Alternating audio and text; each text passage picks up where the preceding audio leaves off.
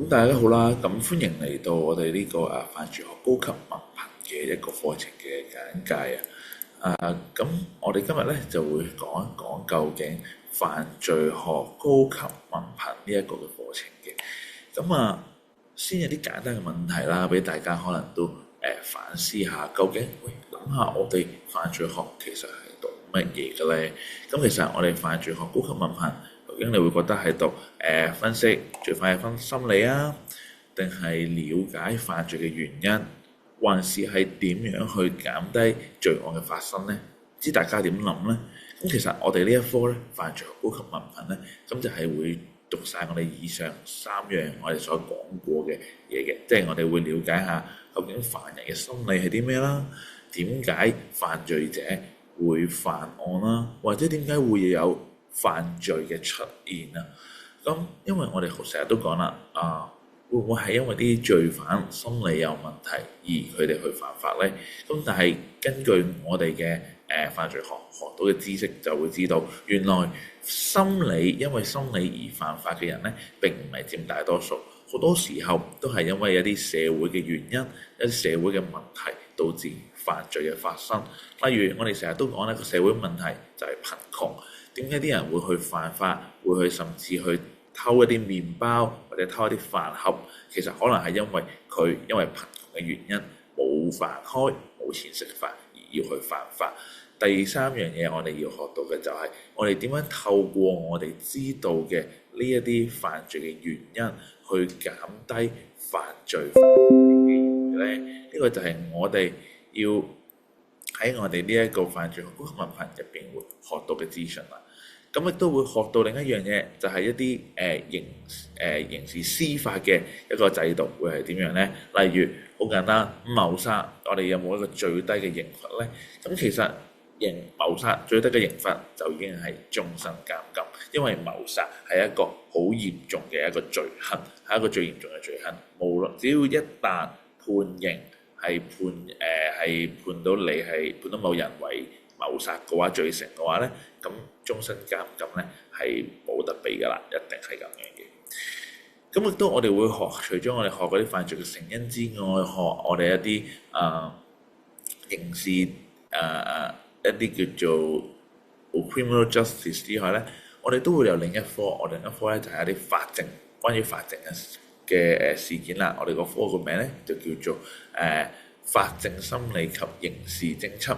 咁一啲刑事偵緝嘅時候，我哋就會學到究竟我哋要將一啲證物傳上庭嘅話，其實係需要點做嘅呢？或者我哋會諗下唔同嘅證物究竟係屬於一啲咩嘅證據啦？例如指紋，佢係屬於一啲咩嘅證據呢？直接證據、環境證據定係口供證據呢？咁其實呢一樣係叫做環境證據，亦都我哋會講係啲間接嘅證供。咩意思呢？因為我哋好多時候講直接證據，即係我哋可能錄口供嘅時候就會話啦，我哋指證住，譬如陳大文就係一個兇手啦。咁我哋呢個係一個證人所講嘅供詞，咁我哋點樣係咪佢講咗我哋警察就咁算呢？法庭係咪就一定會信某個證人講嘅供詞就咁就完結案呢？並唔係嘅，我哋法庭係要講求要揾出真相。我哋做呢啲刑事偵緝，亦都係要揾出一個真相，並唔係一個人講咗，我哋就會當係嘅。我哋除咗喺一啲直接證供，人哋講咗話佢係一個陳大文係呢個殺人兇手之外，我哋會揾埋環境證供，會唔會有冇一把兇刀呢？兇刀上邊嘅指紋屬於陳大文嘅呢？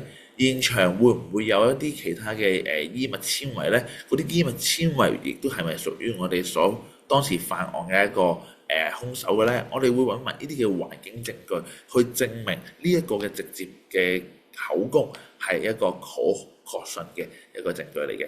所以無論佢係一個直接定係一個間接嘅證據，亦都係非常之有用，都可以傳上庭嘅時候係一個互相舉證嘅方法嚟嘅。上到庭嘅時候，咁呢個亦都係我哋呢個課堂裏邊會學到㗎啦。亦都會學到一啲我哋究竟點樣去查案啦？我哋會有啲查案嘅理論都會去學習嘅。例如我哋成日可能大家都有睇嗰啲法證先鋒咁嘅 case 啦，或者一啲警匪片啦，成日都會聽到佢哋講一個叫做羅卡定律嘅。咁羅卡定律係咩意思呢？就係每當有兩個物件發生接觸嘅時候，必定會留下痕跡。正如就係成日都所講，每當兩個人發生接觸，佢哋一定會留低咗一啲嘅蹤跡喺度嘅。可能我哋互相交手嘅時候，我哋握手嘅時候，我哋會嘅指紋，我哋嘅身入邊嘅一啲叫做纖維或者我哋嘅一啲皮膚嘅組織會交換咗去另一個人度。所以我哋成日都講天網恢恢，疏而不漏。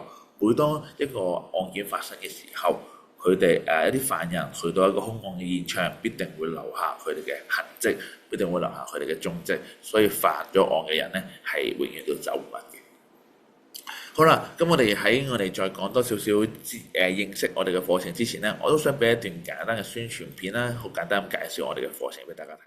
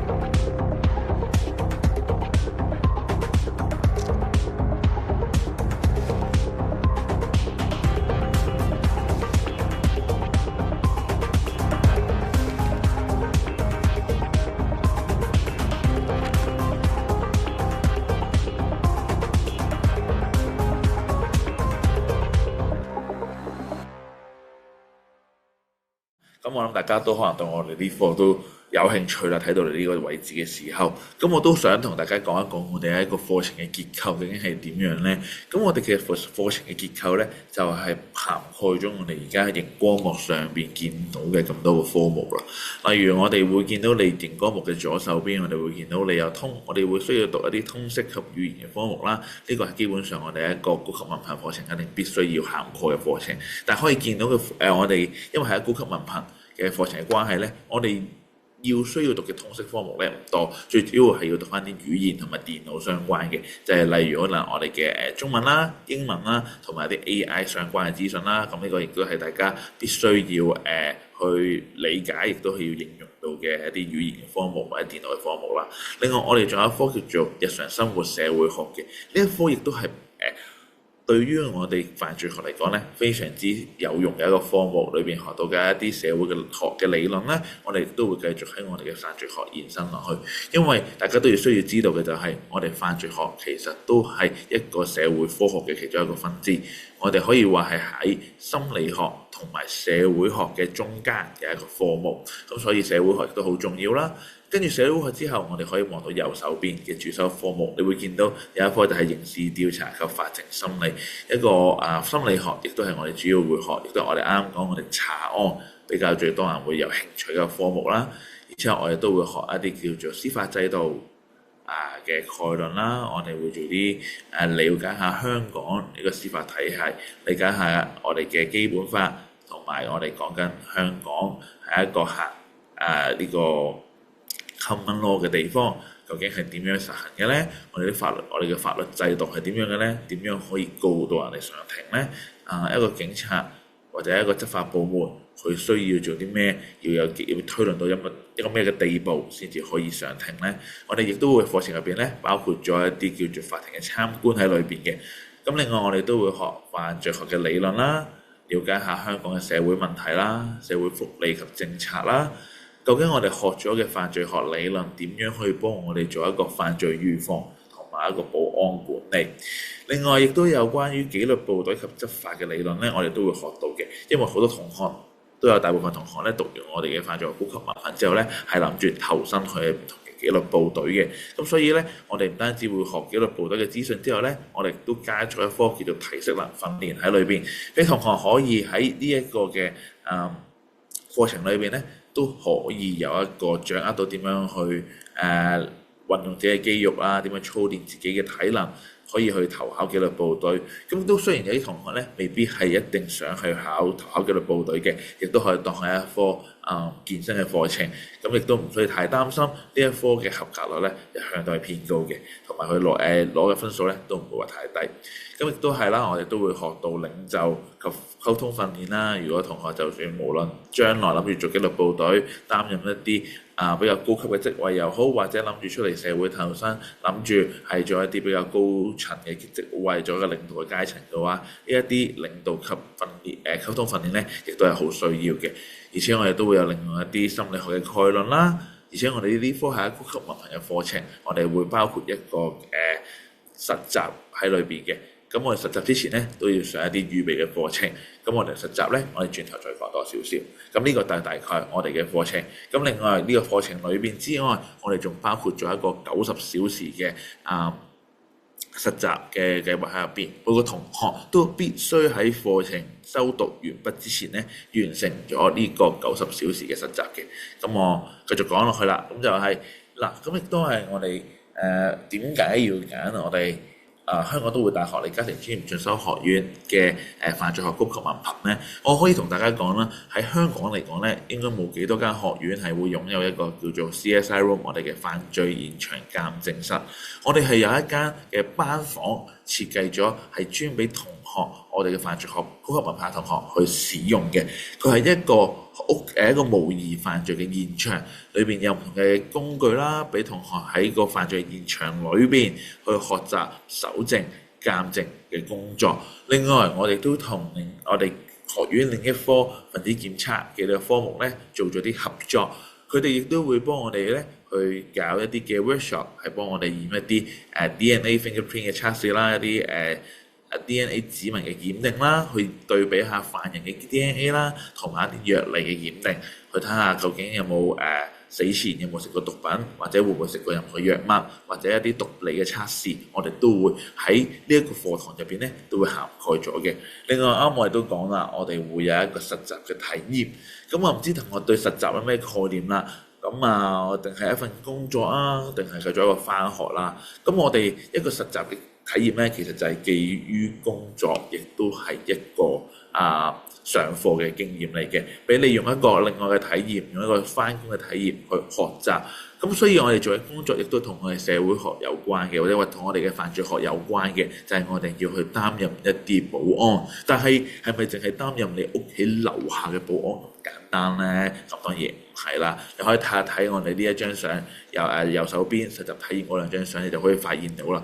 我哋嘅保安嘅做嘅工作咧，並唔係喺你屋企樓下，我哋係喺啲大型嘅嘅戶外嘅場所去做一啲幫忙，去做一啲安保嘅工作啊。例如你會見到右邊嗰張相咧，就係見到同學喺度做緊啲檢查啲 check bag 喎。咁究竟做緊啲咩咧？點解會喺邊度嚟嘅咧？如果眼力嘅同學就會發現呢一度係啟德體育園嚟嘅。咁唔知道大家喺啟德體育園早排有一個好出名嘅盛事、好出名嘅演唱會，有冇去過啦？有冇去到或者有冇聽到啦？就係 Blackpink 嘅演唱會。咁因為我哋就係 Blackpink 嘅演唱會啦，我哋同學咧就喺嗰度幫手做一啲安保嘅。咁所以我哋做嘅安保咧，就係做一啲大型嘅活動、大型嘅展覽啦、書展、動漫展、演唱會等等呢啲大型嘅安保。你見到左邊嗰張圖咧，就係喺呢個中環嘅冬日小鎮嗰度啦，啲巨型嘅聖誕樹啦，擔任啲安保嘅工作，全部都係一啲大型活動，去處理一啲大型嘅人流管制啦、安保檢查啦，究竟實際上係點樣操作嘅？我哋唔單止淨係學理論，我哋仲要將啲理論實踐放咗喺我哋現實生活入邊，究竟點樣去使用呢？另外，我哋呢科亦都係一個全人發展嘅科目嚟嘅，我哋唔單止要你係去到做實習，上堂講理論，我哋仲會帶你參觀好多嘅參觀，我哋會去唔同嘅院所參觀啦，去唔同嘅執法紀律部隊嘅設備度參觀啦，去一啲懲教處嘅地方參觀啦，可能會去去同一啲在囚人士去傾下偈啦，咁亦都係我哋課程入邊嘅一啲特色。最後就係我哋體適能嘅訓練啦，亦都擺咗喺我哋嘅課堂裏邊。咁有一個專業嘅健身設施去訓練，揾啲專業嘅健身教練去教翻大家點樣去使用你嘅肌肉，點樣去訓練自己。咁亦都俾大家去睇下我哋一條犯罪現場嘅片段啦。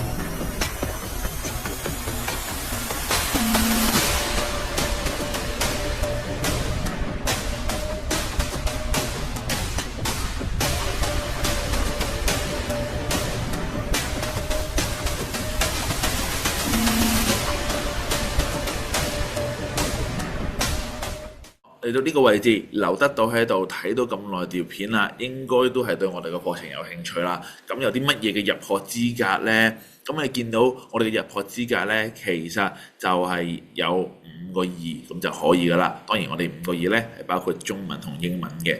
另外你公民及社會發展公社科攞到達標嘅成績呢，都當係1科2嘅。咁即係其實你有4個2，一個 A 呢已經可以成功，可以入到學噶啦。咁如果你話我冇呢個成績，如果你係攞住一啲叫做應用教育文憑或者其他院校嘅基礎教育文憑課程嘅合格嘅成績呢，其實都可以申請嘅。咁我哋都會做翻個審查，係啦。咁另外都有唔同嘅資格啦。如果你年滿21歲，亦都可以嘗試下申請。我哋都會做翻啲入學嘅面試及入學嘅審查嘅。咁讀完呢科，可能大家同學有興趣啦。咁即係想讀啦，咁開始都會諗下，哇！我讀完呢科究竟可以有啲乜嘢嘅出路呢？究竟我應該可以讀完呢科，究竟我係可以繼續升學啊，定係繼續就業呢？咁第一樣嘢先講先。咁其實好多同學呢，讀完我哋呢科之後呢，都係選擇繼續升學嘅。升學嘅人數呢，佔我哋大部分嘅人數比較多啲嘅。咁讀完通常大家呢就係喺第一層啦，喺個中學學文憑大概有5個2嘅成績啦，而係4個2一個 A 嘅成績啦。咁可以入到嚟我哋呢度，讀完我哋呢度2年之後呢，其實你已經成為一個資歷架構第4級達到呢個標準嘅人㗎啦。咁你已經完成咗我哋高級文憑嘅課程之後呢，你係有資格可以去報讀一啲大學教資會認可嘅得啲自資嘅課程就得啦，嘅學士學位嘅課程可以報讀我哋3年班。咁比較多同學咧會選擇去讀呢個城市大學嘅。咁我哋都呢幾年咧，都每年都有10幾個同學咧入翻去香港城市大學嗰度咧，繼續讀呢個社會科學士啦。咁就係讀呢個犯罪學及社會學嘅。咁亦都同學會去咗 BU 啦，我哋亦都有同學曾經去過 ConU 啦。咁亦都話有同學咧會去咗樹仁啦，或者嶺南大學啦，亦都有同學可能去翻我哋嘅因為我哋都係香港都會大學其中一部分啦，可能去咗我哋第2個月翻去我哋嘅social science 嗰邊部門嗰邊，去翻何文田嗰邊繼續升讀我哋嘅犯罪學嘅學士學位課程都有嘅。咁亦都係可以咁大家計數2年嘅高級文憑入到去讀學士學位，讀3年班、4年班就完啦。咁即係2年加2年，其實都係2+2，同一個正常，即係可能我 DSE 真係失咗手，入唔到大學，咁其實你入到嚟都係可以用2年嘅時間就駁翻去大學嘅3年班，咁樣其實都係2+2，都係4年你就可以畢到業啦。所以好多同學咧都係諗住繼續升學先嘅。咁你見啦，升學嘅人數咧佔咗大概佔咗60%嘅。咁除咗翻去我哋都會大學之外咧，咁其實都有差唔多40%嘅同學咧係入翻一啲教資會認可嘅課程嘅。咁有啲其他咧可能會入咗一啲其他嘅一啲私立大學啦，例如樹仁大學呢一類嘅課程都有嘅。亦都同學咧係諗住畢咗業之後咧係繼續就會諗住去投考紀律部隊出嚟工作嘅，都唔少嘅。因為喺我哋呢個課程入邊啱啱都講啦，裏邊學到好多唔同紀律部隊嘅一啲要求啦、入職啦、我哋面試嘅準備啦，亦都會有我哋一啲紀律部隊嘅資訊啦，亦都學到啦。咁亦都係好令到同學咧會更加容易咧去到投身紀律部隊嘅。我哋亦都會叫唔同嘅紀律部隊嚟到我哋院校做一啲招募嘅講座，俾同學去做一啲認識嘅。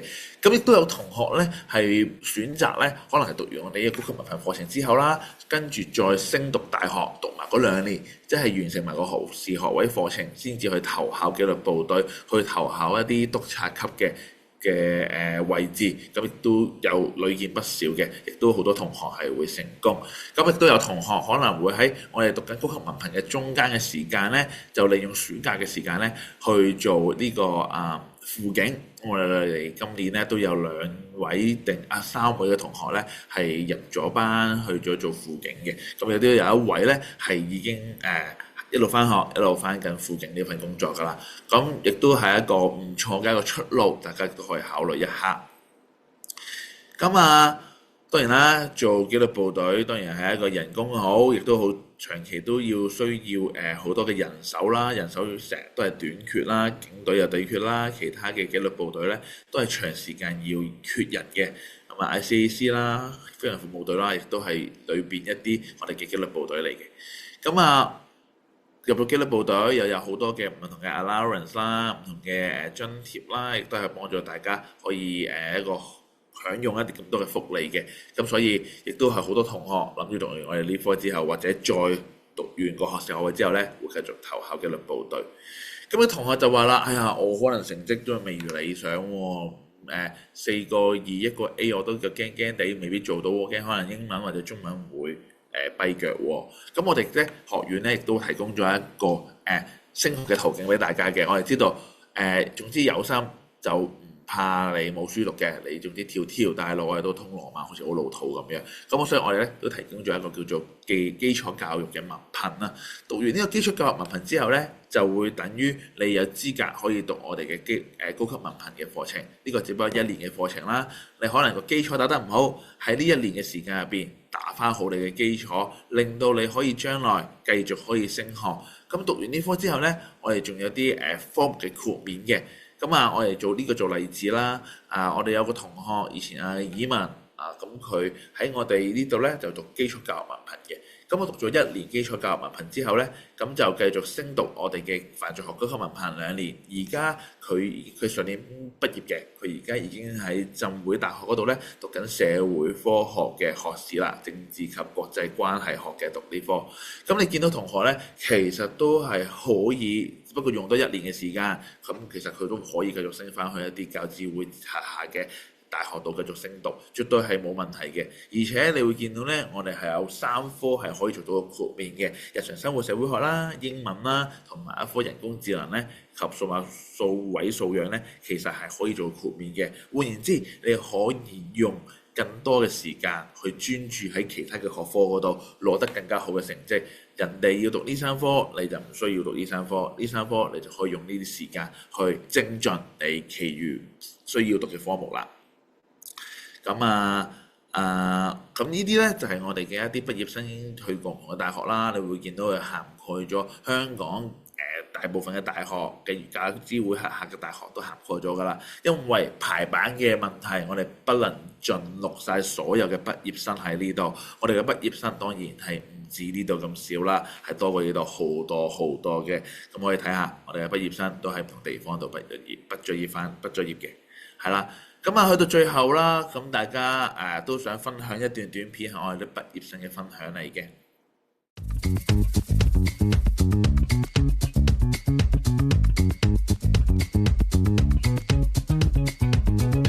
哇！我哋好似好少可咁樣師兄弟咁樣坐埋一齊啦。喂，難得聚埋一齊，即係好似冇乜人問過我哋當初嚟報讀呢一科啦。不如我嚟先啦。我想揀犯罪學原因，一樣由細到大對紀律部隊非常之有興趣嘅。咁中學畢業後，跟住係咁揾有冇啲相關紀律部隊課程咧。咁揾下，點知揾到 LEAPACE 嘅犯罪學，於是我就報讀咗呢個課程啦。咁 Olivia 你咧？我嗰陣時細個係想做法醫先嘅，之後後來就個成績就唔係好掂，咁我就話：咦，咁不如紀律部隊先啦，再做翻入去做法醫啦。咁我就開始着手揾啦。入紀律部隊要讀啲咩呢？咁我就揾到犯罪學，咁我又覺得幾有興趣，我想讀，咁我就揾到 LEAPACE 啦，就決定呢喺 LEAPACE 呢度就讀我呢個犯罪學，就係讀翻上去咯。我同你兩個一樣，都係瞄住紀律部隊。另一個原因就係即係學歷緊要嘛，自己對犯罪學同心理學有興趣，咁啊上網碌到，咁見到有呢一科，咁我就報讀咗啦。你都似想報紀律部隊喎？係嘅，中六嗰陣咧要報 JUPAS， 咁我就周圍去揾資料啦。哇，社會學喎，犯罪學好似幾酷下喎，又可以做警察啦，又可以做督察啦，升上去有個 degree 之後，最終我個 DSE 成績咧係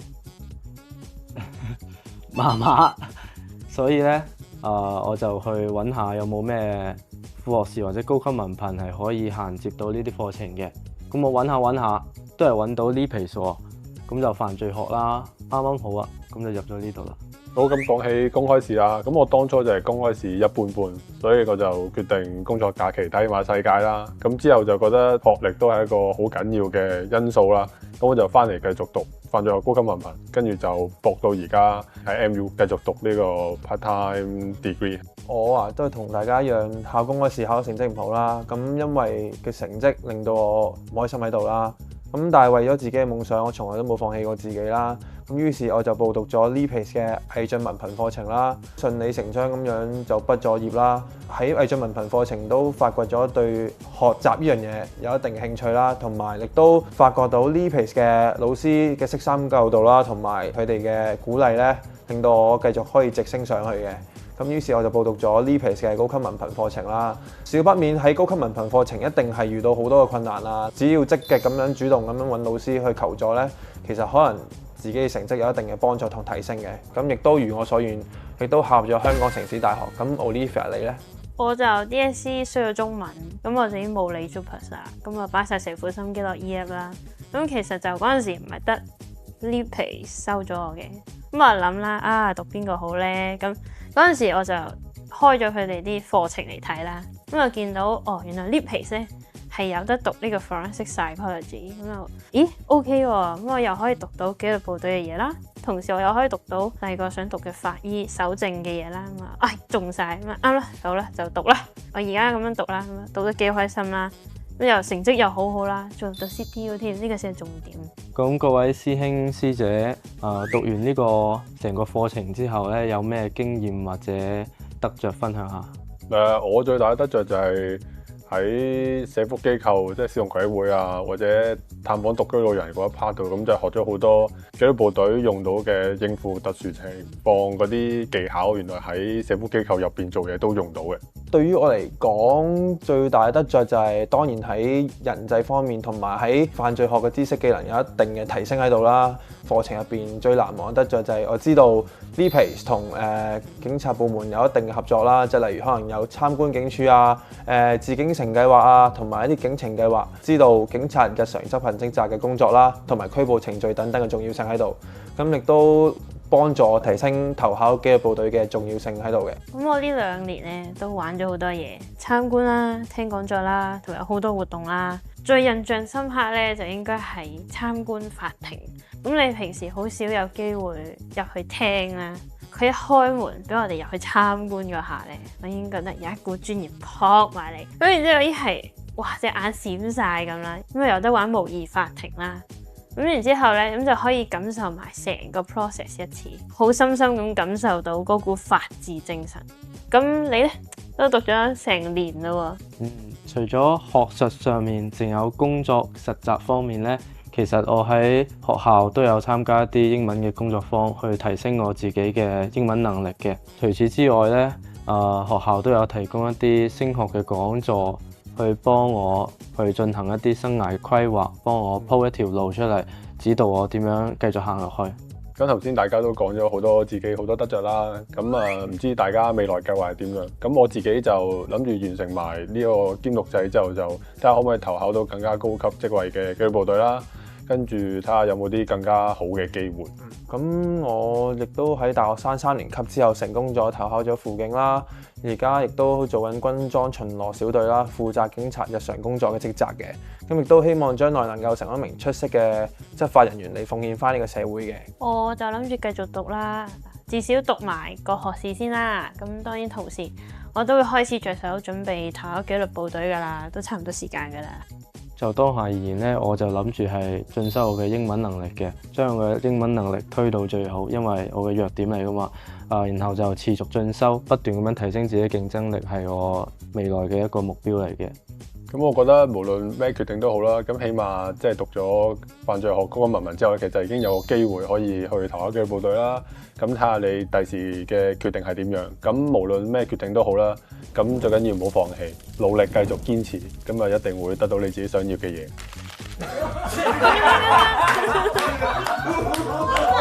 嗱，證明咗佢真係好想做紀律部隊。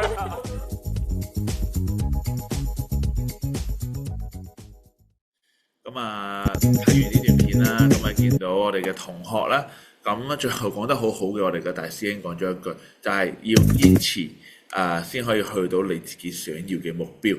咁啊，無論你而家 DSE 嘅成績係點樣都好，唔緊要；無論你嚟緊 DSE 係點樣都唔緊要，最緊要係你有個目標，努力堅持繼續去邁進。咁啊〜呢度係我哋一啲個人嘅資訊啦，如果你有需要揾我嘅話咧，咁啊絕對可以聯絡我哋啦，亦都可以 follow 我哋嘅 IG、Facebook 去了解更加多嘅資訊，我哋都會定時 update 一啲課程嘅內容去裏邊嘅。咁啊，如果同學有任何問題，歡迎揾我哋。咁呢條片就去到呢度啦，唔該晒，多謝大家。